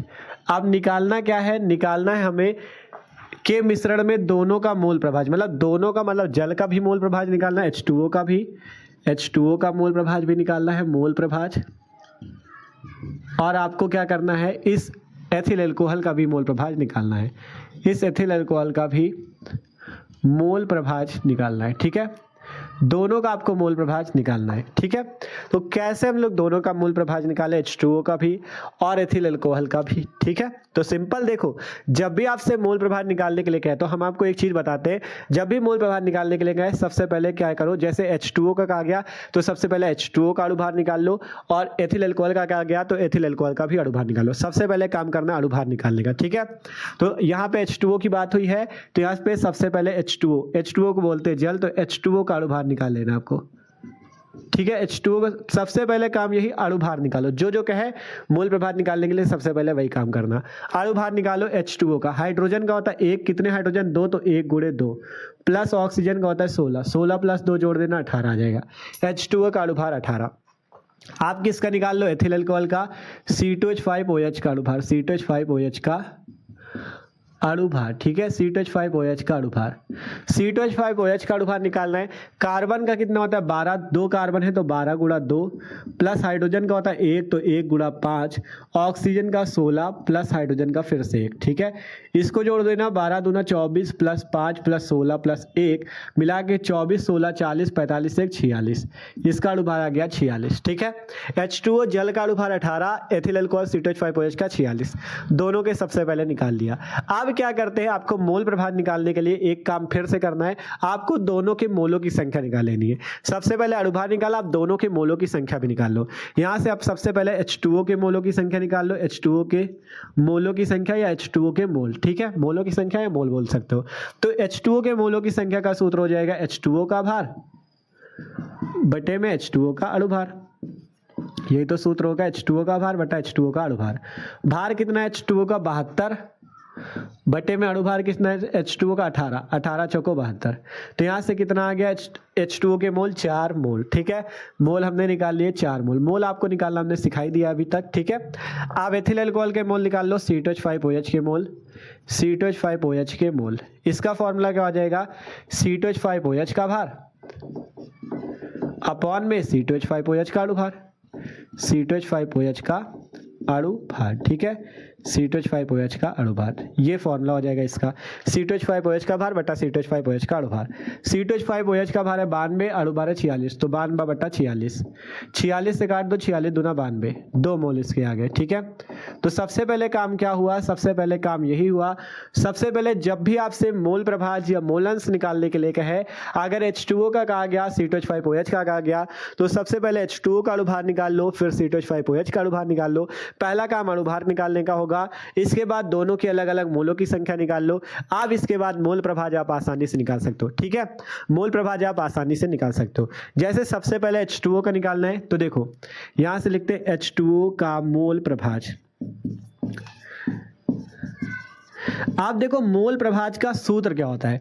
मोल प्रभाज में क्या होता है, अगर मान लो मोल प्रभाज में 2 लोग हैं, जैसे H2O और C2H5OH, तो जिसका भी मोल प्रभाज निकालना हो, सबसे पहले ऊपर उसके मोलों की संख्या रखते हैं, फिर आपके पास जो जो चीजें हैं, जैसे H2O है और एथिल अल्कोहल, उन दोनों की मोलों की संख्या को जोड़ देते हैं। ध्यान से समझना, जैसे H2O का मोल प्रभाज निकालना है, सबसे पहले आपको फॉर्मूले पे रखना है H2O के मोलों की संख्या, और बटे में क्या हो जाएगा, आपके पास कितने लोग हैं निकालने के लिए, H2O और C2H5OH। विलियन में जितने लोग होते हैं, H2O होता है और C2H5OH, मतलब यहाँ पे दो लोग हैं तो दोनों के मोलों की संख्या जोड़ दो। अगर 3 लोग हो तो तीनों के मोलों की संख्या जोड़ दो। 2 लोग हैं हमारे पास, तो यहाँ पे क्या हो जाएगा, H2O के मोल प्लस C2H5OH के मोल, C2H5OH के मोल, ठीक है। ध्यान से समझो, हम क्या समझाना चाहते हैं आपको, हम ये समझाना चाहते हैं, अगर H2O का मोल प्रभाज निकालना है तो H2O के मोल बटे में H2O के मोल प्लस C2H5OH के मोल। इसी टाइप से अगर एथिल अल्कोहल का मोल प्रभाज निकालना हो, एथिल अल्कोहल का मोल प्रभाज या मोल अंश, ठीक है। तो जब एथिल अल्कोहल का निकालना हो, तो जिसके मोल प्रभाज निकालना हो, सबसे पहले ऊपर उसी के मोल लिख दो। इसका निकालना है तो सबसे पहले ऊपर इसी के मोल, C2H5OH के मोल, C2H5OH के मोल, और बटे में क्या हो जाएगा, विलियन में कौन कौन लोग हैं, C2H5OH और H2O, इन दोनों के मोलों को जोड़ दो। तो यहाँ पर से H2O के मोल प्लस C2H5OH के मोल, ठीक है। ये फॉर्मूला होता है, ये ट्रिक होती निकालने की, समझ लो आप लोग, ठीक है। C2H5OH के मोल देख सकते हो कैसे निकालना है। H2O का मोल प्रभाज बराबर H2O के मोल बटे H2O के मोल प्लस C2H5OH के मोल, C2H5OH के मोल प्रभाज बराबर C2H5OH के मोल बटे H2O के प्लस C2H5OH की, ठीक है। इस टाइप से मोल प्रभाज निकालना है। तो अब H2O का मोल प्रभाज देखो, ये आपको ट्रिक सिखा दिया, ठीक है। अगर H2O का निकालना, जिसका निकालना उसके ऊपर और बटे में, जैसे 2 लोग हैं तो दोनों के मोल को जोड़ दो, इसका निकालना तो इसका ऊपर और बटे में 2 लोग हैं तो दोनों के मोल को जोड़ दो, ठीक है। तो सिंपल, अब H2O के मोल आपको पता है, यहाँ से H2O के मोल कितने, 4, तो 4 रख दो, बटे में क्या है, H2O के मोल 4 प्लस एथिल अल्कोहल के मोल कितने हैं, ये रहे 2, तो 4 बटा 4 प्लस 2, हल करोगे कितना आ जाएगा, 4 बटा 6, और हल कर लो, 2 दूनी 4, 2 तिया 6, 2 बटा 3 आ गया इसका मोल प्रभाज, ठीक है। 2 बटा 3 आ गया आपका जल का मोल प्रभाज H2O का। कैसे निकाला गया, इसीलिए कहा था सबसे पहले अणुभार निकाल लो, मोलों की संख्या निकाल लो। मोल प्रभाज का सूत्र, जैसे H2O का निकालना तो H2O का मोल बटा H2O के मोल प्लस एथिल अल्कोहल के मोल। तो सिंपल, सबके मान रखा, H2O का 4 है, बटे में H2O का 4 प्लस C2H5OH का 2, जोड़ दो, 2 बटा 3, ठीक है। अब इसका निकाल लो, C2H5OH के मोल कितने हैं, ये रहे 2 मोल, तो 2 रख दो, बटे में H2O के कितने हैं, H2O के ये रहे आपके 4 रख दो, प्लस C2H5OH के कितने रहे, ये रहे 2, फिर से रख दो, तो 2/4 + 2, 2/4 + 2 मतलब 2/6। हल कर लो, 2 1 2, 2 3 6, 1/3, 1/3। ठीक है, यही आंसर हो जाएगा। बस सिंपल सा क्वेश्चन है मोल प्रभाज का। इसी टाइप से पेपर में कोई भी क्वेश्चन आ जाए आप लोग हल कर सकते हो। ठीक है, बस यही करना, जब भी मोल प्रभाज की बात हो पहले अणुभार फिर दोनों के मोलों की संख्या निकाल लो, मोल प्रभाज का सूत्र रखो, आ जाएगा। जिसका मोल प्रभाज निकालना उसके मोल बटे में विलयन के कुल मोल, मतलब विलयन में जल है और एथिल अल्कोहल, तो दोनों के मोलों को जोड़ दो। ठीक है, और एक चीज और होता है, जैसे मान लो अगर आपने H2O का मोल प्रभाज निकाल लिया, मान लो अगर आपने H2O का मोल प्रभाज निकाल लिया, एक चीज का अगर निकाल लिया और दूसरे का निकालना चाहते हो तो आपको करना क्या है, अगर इसका डायरेक्ट निकालना है तो इसको 1 से क्या घटा दो, इस वाले को अगर आप 1 से घटा देते हो तो आपको यही चीज मिल जाएगा। देखो कैसे, यहां से इसको ले लो एलसीएम, ठीक है, तो 3 आएगा एलसीएम, 1 3 को 3, 3 - 2/3 बराबर 1/3। देख सकते हो आंसर सेम आएगा। मतलब हम समझाना ये चाहते हैं, अगर आप लोग कभी भी एक चीज का मूल प्रभाव निकाल लेते हो, मान लो H2O का निकाल लिया 2/3, दूसरे का निकालना अगर आप लोग डायरेक्ट निकालना चाहते हो तो उसे कुछ ना करना, 1 से घटा देना। जैसे H2O का 2/3 आया, 1 से 2/3 घटा दोगे तो आपको 1/3 मिल जाएगा एथिल अल्कोहल का। इसी टाइप से अगर आपने पहले एथिल अल्कोहल का निकाल लिया 1/3 और आप H2O का निकालना चाहते हो, तब भी कुछ ना करो, 1 से 1/3 को घटा दो, अर्थात 1 से एथिल अल्कोहल का घटा दो, निकल के आ जाएगा 2/3। ठीक है, निकल के क्या आ जाएगा 2/3, जो कि आपका जल का हो जाएगा। मतलब अगर एक का मूल प्रभाव पता है, दूसरे का निकालना है, तो आप 1 से अगर उसे घटा देते हो, 1 से अगर उसे घटा देते हो तो दूसरे का भी मूल प्रभाव मिल जाता है। ठीक है, तो ये चीजें हैं आपकी। आप लोग अगर मूल प्रभाव का सूत्र हमने जब पढ़ाया था मूल प्रभाव, उसमें अच्छे से पढ़ा होगा तो आपको पता भी होगा। ठीक है, ये क्वेश्चन भी हो गया। आप चलते हैं अगले क्वेश्चन की ओर। आशा करते हैं ये सवाल भी सबको समझ में आया, नोट कर लो। तो आप बात करते हैं भैया अगला नंबर क्वेश्चन। अगला क्वेश्चन भी होने वाला है जो बहुत ही महत्वपूर्ण है। ठीक है, मोस्ट इंपॉर्टेंट क्वेश्चन है, 4 नंबर का पेपर में भी पूछा जा चुका है। क्वेश्चन पढ़ते हैं अच्छे से और इस क्वेश्चन को भी हल करने का प्रयास करते हैं। ठीक है, क्वेश्चन पढ़ते हैं। क्वेश्चन है 12 ग्राम ग्लूकोज को 100 ग्राम जल में घोलने पर, ठीक है, 12 ग्राम ग्लूकोज को 100 ग्राम जल में घोलने पे विलयन का क्वथनांक जो होता है 100.34 डिग्री सेंटीग्रेड पाया गया और कहा गया ग्लूकोज के मोलल उन्नयन स्थिरांक की गणना कीजिए। ठीक है, 12 ग्राम ग्लूकोज है और उसको 100 ग्राम जल में घोला गया। ठीक है, विलयन का क्वथनांक दिया गया है 100.34 डिग्री सेंटीग्रेड पाया गया। ग्लूकोज के मोलल उन्नयन स्थिरांक की गणना कीजिए। आपको यहाँ पे कार्बन का अणुभार दिया 12, ऑक्सीजन का 16, हाइड्रोजन का 1। ठीक है, तो ये क्वेश्चन बहुत ही मोस्ट इंपॉर्टेंट क्वेश्चन है, 3-4 वर्षों में पूछा गया। ठीक है, इसीलिए हमने इस क्वेश्चन को लिया है। हल करते हैं इस क्वेश्चन को, फॉर्मूला ही लगेगा, बस समझना है इसमें कौन सा फॉर्मूला लगेगा। ठीक है, सॉल्व किया जाए इस भी क्वेश्चन को। ठीक है, क्वेश्चन कह रहा है 12 ग्राम ग्लूकोज, जो दिया सबसे पहले नोट करो, 12 ग्राम ग्लूकोज। ग्लूकोज का सूत्र आपको जरूर पता होना चाहिए, सूत्र जरूर पता होना चाहिए। सूत्र होता है C6H12O6। ग्लूकोज का फॉर्मूला होता है C6H12O6 या C6H12O6। ठीक है, ये होता है ग्लूकोज का सूत्र। और क्या दिया गया है, 100 ग्राम जल में, 100 ग्राम जल में हमने इसे घोला। ठीक है, 100 ग्राम जल में घोलने पे विलयन का क्वथनांक दिया गया, विलयन का क्वथनांक। ठीक है, इसमें क्वथनांक दिया गया, मतलब क्वथनांक में उन्नयन वाला क्वेश्चन है। हमने क्वथनांक में उन्नयन आपको पढ़ाया भी है। ठीक है, विलयन का क्वथनांक दिया गया 100.34 डिग्री सेंटीग्रेड। ठीक है, 100.34 डिग्री सेंटीग्रेड दिया गया विलयन का क्वथनांक। देखो हमने पहले ही बताया था आपसे कि आप लोग वो मोलरता का जो 1 शॉट वीडियो आया है उसको जाके जरूर देखो, जिससे आपको पता चल जाएगा। सारे टॉपिक हमने पढ़ाए हैं, उसमें आपको फॉर्मूले अच्छे से तैयार कर लेने, परिभाषाएं अच्छे से तैयार कर लेनी है, जिससे क्वेश्चन लगाने में भी आपको आसानी होगी। ठीक है, विलयन का क्वथनांक दिया गया 100.34। और एक चीज जान लो, विलयन के क्वथनांक को प्रदर्शित कैसे करते हैं, TB ऐसे। ठीक है, TB से प्रदर्शित करते हैं, मान है 100.34 डिग्री सेंटीग्रेड पाया गया। ग्लूकोज के मोलल उन्नयन स्थिरांक की गणना कीजिए। क्या निकालना है आपको, मोलल उन्नयन स्थिरांक, मोलल उन्नयन स्थिरांक निकालना है, मोलल उन्नयन स्थिरांक। ठीक है, मोलल उन्नयन स्थिरांक को किससे प्रदर्शित करते हैं, KB से प्रदर्शित करते हैं, ये भी पता होना चाहिए। KB का मान निकालना है। ठीक है, KB का मान हमें निकालना है। सिंपल आपको सब कुछ पता होना चाहिए, मतलब फॉर्मूले जब याद कर लोगे ना तो आपको सब कुछ पता चल जाएगा ऑटोमेटिक, ठीक है।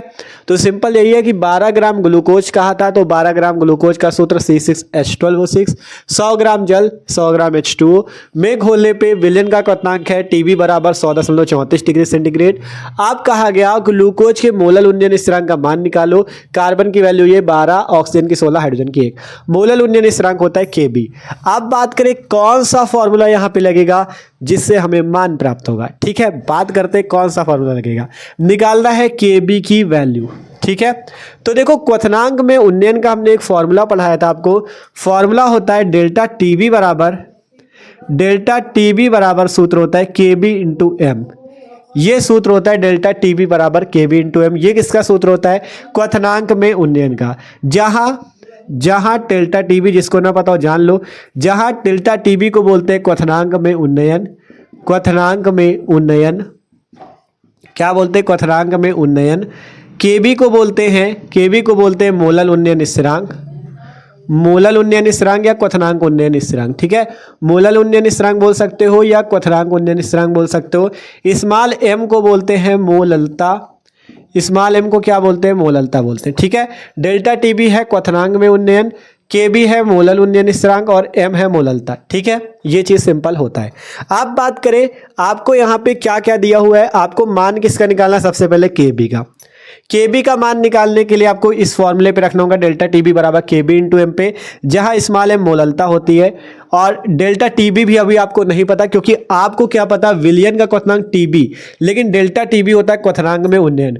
तो सबसे पहले डेल्टा टीबी निकालना होगा, मोललता एम निकालनी होगी, तब अगर हम डेल्टा टीबी और एम की वैल्यू यहाँ पे रख देंगे तो हमारा जाके Kb निकल आएगा, ठीक है, क्योंकि हमें Kb चाहिए मोलल उन्नयन स्थिरांक। तो सबसे पहले क्या क्या निकालना होगा, डेल्टा टीबी और एम, इतनी चीजें हमें निकालनी होगी। तो सिंपल निकालते हैं दोनों चीजों को, फिर हम फॉर्मूले पे रख के निकाल लेते हैं, ठीक है। अब बात करें डेल्टा टीबी बराबर सूत्र क्या होता है। डेल्टा टीबी बराबर सूत्र जान लो, सबसे पहले डेल्टा टीबी निकालते हैं। डेल्टा टीबी बराबर होता है टीबी माइनस टीबी नॉट, ठीक है। डेल्टा टीबी बराबर होता है टीबी माइनस टीबी नॉट। यहाँ पे टीबी भी जान लो, टीबी को बोलते हैं विलयन का क्वथनांक, और टीबी नॉट को बोलते हैं विलायक का क्वथनांक। टीबी नॉट को क्या बोलते हैं, विलायक का क्वथनांक, ठीक है। ध्यान से समझना भैया, टीबी होता है विलयन का क्वथनांक, टीबी नॉट होता है विलायक का क्वथनांक, और डेल्टा टीबी क्वथनांक में उन्नयन होता है, और ये जो टीबी है विलयन का क्वथनांक दिया है। तो अगर बात करें डेल्टा टीबी अगर हमें निकालना है तो हमें टीबी चाहिए, टीबी नॉट चाहिए। टीबी हमें पता है टीबी कितना है, 100.34, यहाँ से हम 100.34 या 100.34 को रख देंगे, माइनस टीबी नॉट। अब बात आती है टीबी नॉट अर्थात विलायक का क्वथनांक। तो एक चीज हमेशा याद रखना, शुद्ध जल का क्वथनांक, ठीक है। यहाँ देखो नीचे लिखे दे रहे हैं, अगर आपको दिख रहा हो आप लोग लिख लेना, शुद्ध जल का क्वथनांक, क्योंकि यहाँ पे विलायक देखो ध्यान से पहले देख लेते हैं। हमने कहा था 12 ग्राम और 100 ग्राम है, जो कम होता है वो विलेय, जो ज़्यादा होता है वो विलायक। 12 ग्राम ग्लूकोज ये कम है मात्रा में तो ये इसे विलेय बोलेंगे, और जल 100 ग्राम है इसलिए इसे विलायक बोलेंगे, विलेय विलायक हो गया, ठीक है। तो यहाँ पे विलायक का आपको लिखना है टीबी नॉट क्या, विलायक का क्वथनांक। तो विलायक है जल, तो शुद्ध जल का क्वथनांक हमेशा याद रखना 100 डिग्री सेंटीग्रेड होता है। शुद्ध जल का क्वथनांक हमेशा किसी भी क्वेश्चन के लिए याद रखना 100 डिग्री सेंटीग्रेड होता है, ठीक है। जब भी आपको जल विलायक के रूप में मिले, जब भी जल आपको H2O विलायक के रूप में मिले, तो जान जाना शुद्ध जल का क्वथनांक जो होता है 100 डिग्री सेंटीग्रेड होता है, 100 डिग्री सेंटीग्रेड होता है, ठीक है। शुद्ध जल का क्वथनांक कितना होता है, 100 डिग्री सेंटीग्रेड, ये बात है, ठीक है। टीबी है विलयन का क्वथनांक, टीबी नॉट विलायक का।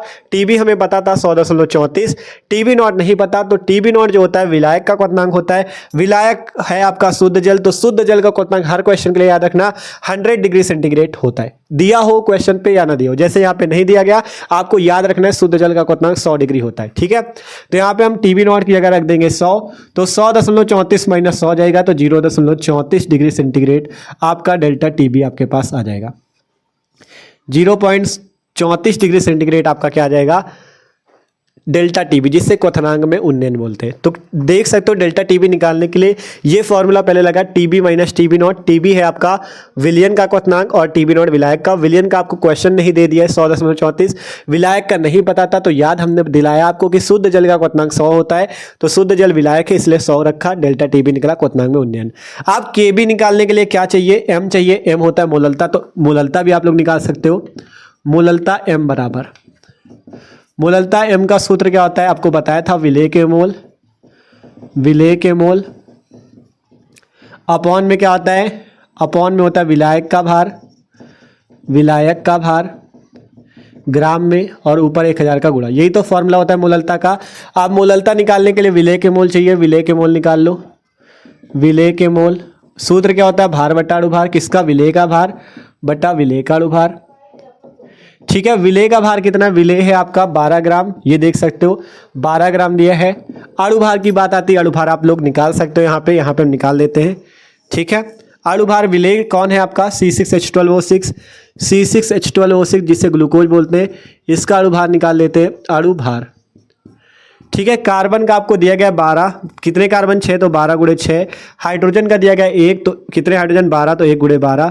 ऑक्सीजन का दिया गया 16 तो 16 कितने 6 हैं तो 16 गुणे 6। 12 छंग 72 प्लस 12 प्लस 16 छक्का 96, 96 2 98 2 100 और 70 10 80 मिला के 180।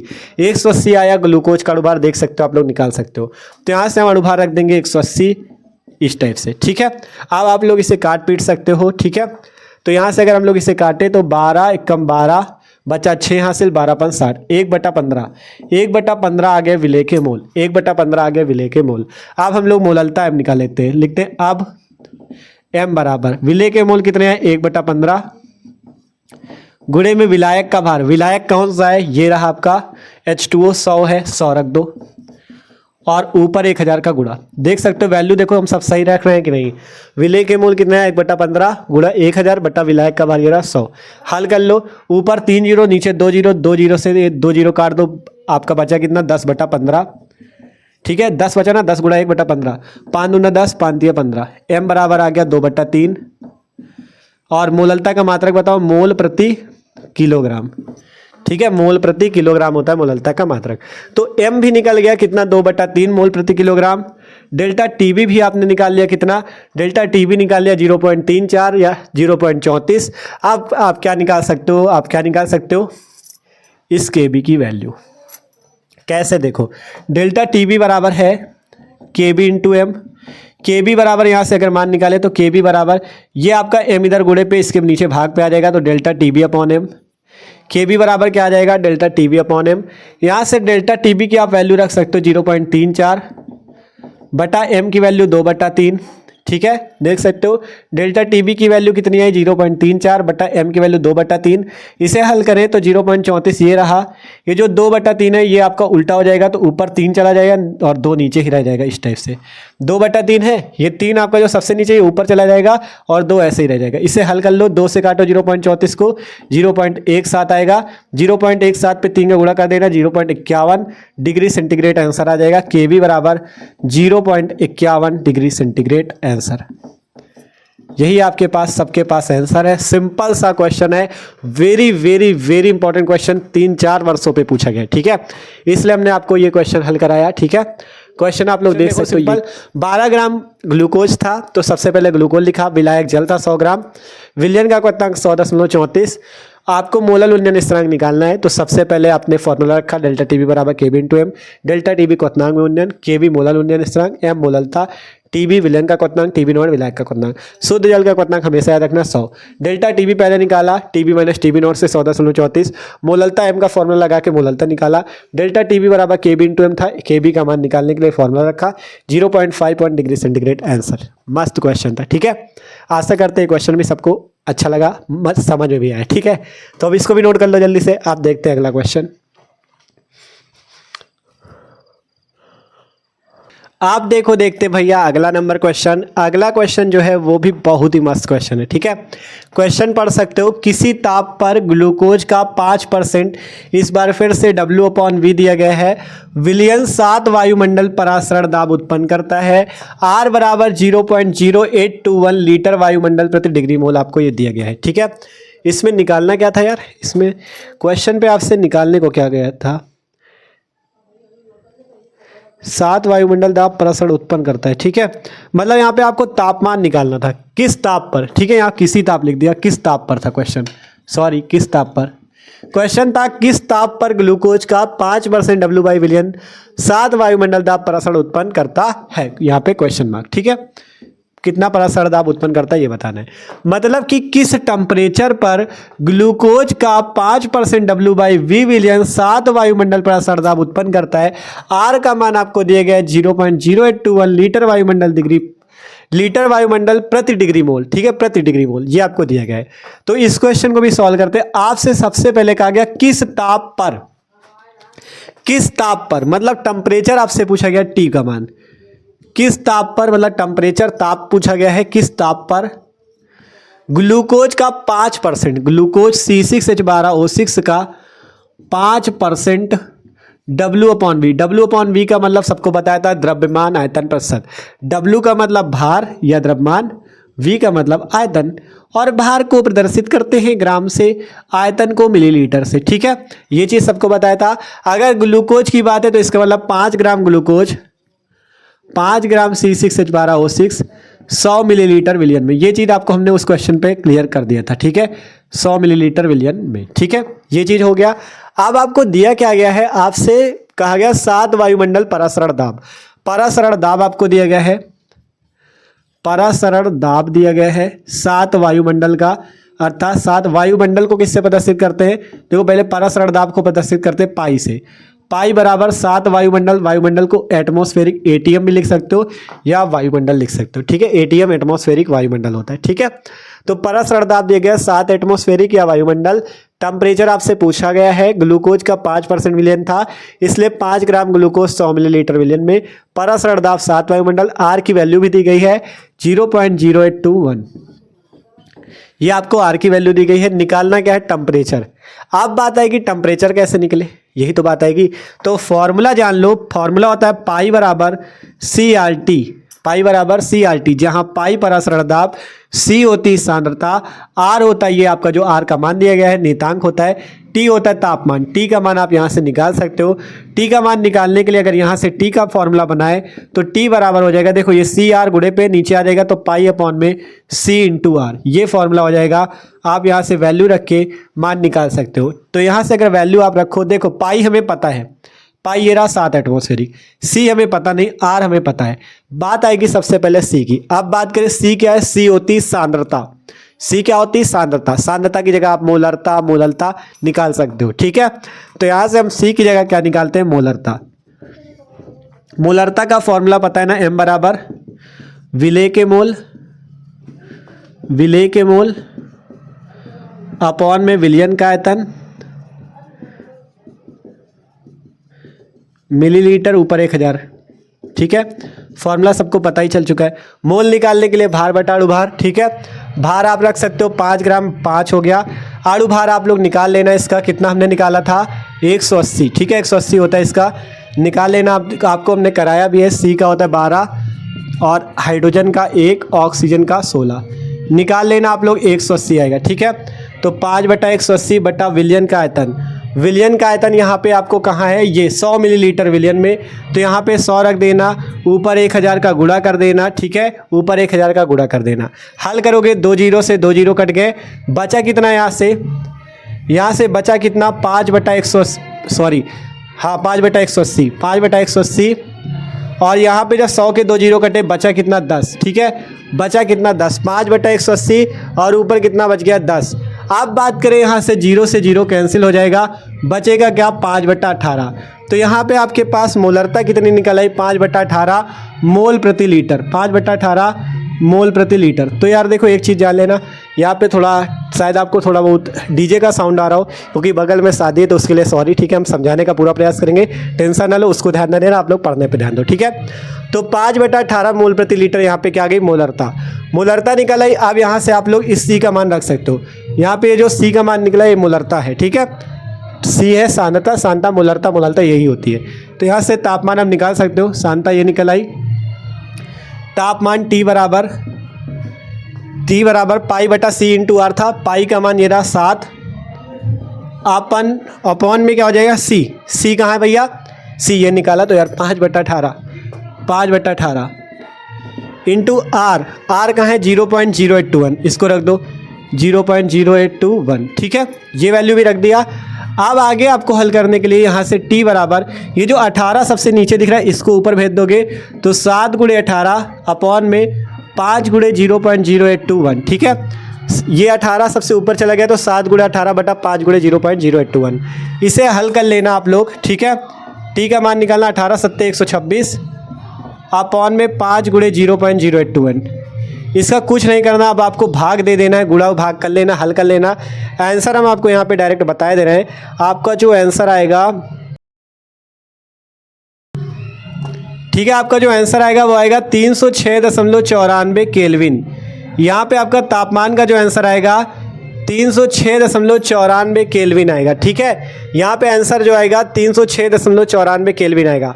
और अगर आप इसका मान डिग्री सेंटीग्रेड पे देना चाहो तो आप क्या कर देना, 306.94 से 273 को घटा देना, जिससे आपका तापमान डिग्री सेंटीग्रेड पे आ जाएगा। जैसे हम घटाएगा 306 से 273 तो 6 से 3 गया 3, 10 में 7 गया 3, 33, ठीक है, 33 ही तो आएगा, हाँ, तो T बराबर आ जाएगा 33.94 डिग्री सेंटीग्रेड। आंसर T बराबर कितना आ जाएगा 33.94 डिग्री सेंटीग्रेड। अगर केल्विन पे देना चाहो तो केल्विन पे दे सकते हो, ये 306.94, मतलब ये आपका वायुमंडल पे था इसलिए टेम्परेचर का मान केल्विन पे आया था, ठीक है। केल्विन को अगर बदलोगे डिग्री सेंटीग्रेड में तो 273 आपको घटाना पड़ेगा, तो आपका केल्विन पे डिग्री सेंटीग्रेड पे आ जाएगा, ठीक है। जैसे डिग्री सेंटीग्रेड से बदलने के लिए, मतलब डिग्री सेंटीग्रेड को केल्विन में बदलने के लिए 273 को जोड़ना पड़ता है, वैसे ही उल्टा इसका केल्विन को डिग्री सेंटीग्रेड में बदलने के लिए 273 को घटाना पड़ेगा, ठीक है। तो ये सिंपल सी बात है, ये वाला क्वेश्चन भी हल है, बस समझ लो थोड़ा सा हल कैसे हुआ ये क्वेश्चन, आंसर सही है कि नहीं, हाँ सही है, ठीक है। तो सिंपल क्वेश्चन था, आपको तापमान निकालना था, कहा गया था किस ताप पर ग्लूकोज का 5% W/V बिलियन 7 वायुमंडल दाब पर असर उत्पन्न करता है। सारी वैल्यू आपने नोट की, पाई का मान आपका सूत्र होता है CRT, T यहाँ से निकला, ये आपका मान आ गया 33.94 डिग्री सेंटीग्रेड।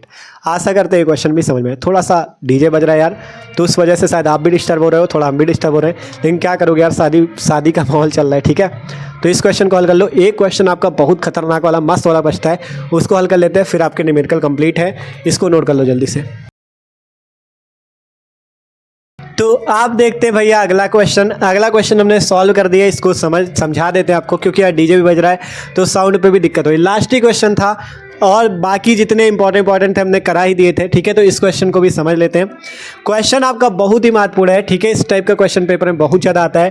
क्वेश्चन है, भारानुसार 20% पोटेशियम कार्बोनेट विलयन की मोललता ज्ञात कीजिए। यहाँ पे आपको पोटेशियम का अनुभार 39, कार्बन का 12 और ऑक्सीजन का 16 दिया गया है, ठीक है। कहा गया भारानुसार 20% पोटेशियम क्लोराइड विलयन की क्या ज्ञात करो, मोललता ज्ञात करो। तो आपको यहाँ पे दिया क्या गया है, भारानुसार 20% पोटेशियम कार्बोनेट। भारानुसार जब भी कहा जाए, भारानुसार या W/W कहा जाए, W/W परसेंट, तो हमेशा जाना ये विलयन का द्रव्यमान प्रतिशत दिया गया है, ये विलयन का द्रव्यमान प्रतिशत दिया गया है। और विलयन के द्रव्यमान प्रतिशत का सूत्र होता है, विलयन का द्रव्यमान प्रतिशत बराबर विलेय का द्रव्यमान बटे में विलयन का द्रव्यमान इंटू 100, ठीक है। सूत्र समझ लो, विलेय का द्रव्यमान बटे में विलयन का द्रव्यमान इंटू 100, मतलब कि भार बटा भार प्रतिशत। भारानुसार का मतलब भार बटा भार प्रतिशत। तो इसका जब भी 20% अगर दिया जाएगा तो इसका मतलब हो जाएगा 20 ग्राम पोटेशियम कार्बोनेट 100 ग्राम विलयन में। 40% दिया जाए तो 40 ग्राम पोटेशियम कार्बोनेट 100 ग्राम विलयन में। 50% तो 50 ग्राम पोटेशियम कार्बोनेट 100 ग्राम विलयन में। ये चीज़ रखना। भारानुसार का मतलब होता है द्रव्यमान प्रतिशत, मतलब W/W परसेंट, अर्थात विलेय का भार बटा विलयन का द्रव्यमान इंटू 100, अर्थात सीधी सी बात 20% का मतलब है 20 ग्राम पोटेशियम कार्बोनेट 100 ग्राम विलयन में। 30% का मतलब है 30 ग्राम पोटेशियम कार्बोनेट 100 ग्राम विलयन में, ठीक है। तो यहाँ से 20 ग्राम पोटेशियम कार्बोनेट 100 ग्राम विलयन में। इसी टाइप से किसी भी क्वेश्चन पे आप लिख सकते हो, जितने परसेंट का जाए उतने ग्राम वो पदार्थ 100 ग्राम विलयन में। विलयन हमेशा 100 ही ग्राम रहेगा, ठीक है। तो यहाँ से हमें क्या पता चला, पोटेशियम कार्बोनेट यहाँ पे क्या है, विलेय हो जाएगा, ठीक है। और आपको विलयन का भार दिया गया है 100 ग्राम। हमें क्या निकालना होगा, मोललता का फॉर्मूला होता है विलेय के मोल बटे विलेय का भार। हमें विलेय का भार निकालना पड़ेगा। तो विलायक का भार, विलेय के मोल बटा विलायक का भार, तो विलायक का भार निकालना पड़ेगा। तो विलायक का भार का सूत्र होता है विलयन का भार माइनस विलेय का भार, ठीक है। तो विलयन का भार कितना है 100 ग्राम है और ये विलेय का भार कितना है 20, तो यहाँ से 80 ग्राम निकल के आ जाएगा विलायक का भार। अब आपको 80 ग्राम भी मिल गया। अब क्या चाहिए विलेय के आपका मोल, तो विलेय के मोल के लिए आपको विलेय का अणुभार अर्थात K2CO3 पोटेशियम कार्बोनेट का अणुभार, पोटेशियम का 39 दिया तो 39 गुणे 2, कार्बन का 12 होता है, ऑक्सीजन का 16 होता है तो 16 गुणे 3 निकालोगे 138। विलेय के मोल लगाओ, विलेय का भार बटा विलेय का अणुभार, विलेय का भार है 20 और अणुभार 138 तो 20 बटा 138। यहाँ से मोललता का सूत्र लगा देना, विलेय के मोल बटा विलायक का भार गुणे 1000, वैल्यू रखोगे 20 बटा 138 विलेय के मोल, विलायक का भार 20 बटा 138 विलेय के मोल 1000 ये रहा, विलायक का भार यहाँ से निकला था 80, 80 रख दो, हल कर लेना 1.8 मोल प्रति किलोग्राम आ गया। यहाँ पे हल देखो कैसे किया, 20 से 80 काटा, 20 चौको 80, 4 से ऊपर काट देना 250, 250 बटा 138 1.8 मोल प्रति किलोग्राम। इस क्वेश्चन को कराने का हमारा एक ही मकसद था, ये जो भारानुसार वाले क्वेश्चन आते हैं आप लोग समझ जाओ। भारानुसार का मतलब होता है द्रव्यमान प्रतिशत, अर्थात विलेय का द्रव्यमान बटा विलयन का द्रव्यमान इंटू 100। जब 20% कहा जाए तो 20 ग्राम पोटेशियम कार्बोनेट 100 ग्राम विलयन में। तो आशा करते हैं इस चैप्टर के अब सारे न्यूमेरिकल आपको क्लियर हो चुके। जितने महत्वपूर्ण न्यूमेरिकल थे, जितने टाइप के क्वेश्चन फंसते पेपर में, सारे टाइप करवाने की कोशिश की जिससे आपकी तैयारी मस्त हो जाए, ठीक है। तो वीडियो अच्छा लगा हो तो लाइक कर देना और चैनल पे जो लोग नए हो सब्सक्राइब कर लो। मस्त तरीके से तैयारी कराई आपकी, और विलियन वाला चैप्टर का आप लोग 1 शॉट जो आया है उसको जरूर देखना जाके, ठीक है। तो मिलते हैं यार अगले वीडियो पे। इसको जिसको नोट करना हो कर सकते हो।